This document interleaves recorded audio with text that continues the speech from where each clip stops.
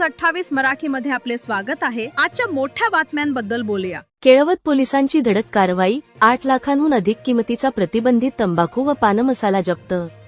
सावनेर तालुक्यातील सालई नांदागोमुख रोड परिसरात केळवत पोलिसांनी धडक कारवाई करत प्रतिबंधित सुगंधित तंबाखू, पान मसाला व अन्य तंबाखूजन्य पदार्थांचा मोठा साठा जप्त केला आहे।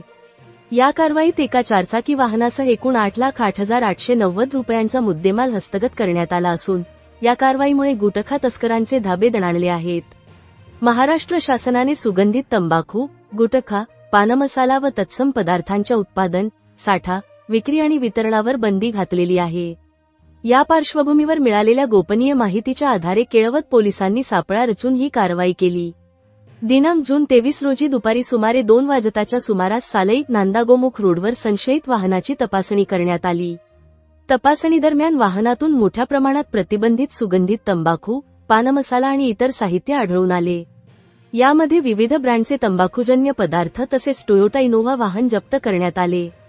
या प्रकरणी रवींद्र काशीनाथ श्रीरो, निखिल रमेशलाल ममतानी आणि अन्य एका संशयिताविरुद्ध केळवत पोलीस ठाण्यात भारतीय न्याय संहिता तसेच अन्न सुरक्षा व मानके अधिनियमातील विविध कलमान्वये गुन्हा दाखल करण्यात आला आहे।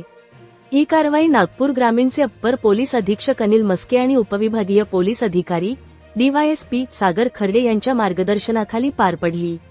पोलीस निरीक्षक आशिष सिंग ठाकूर यांच्या नेतृत्वाखाली पोलीस कर्मचारी दिनेश काकडे, रुपेश चौधरी आणि मंगेश धारपुरे यांनी ही यशस्वी कारवाई केली।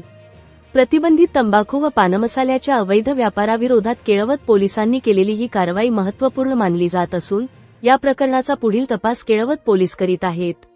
सावनेर तहसील ब्युरो चीफ अक्षय बुजाडेची रिपोर्ट।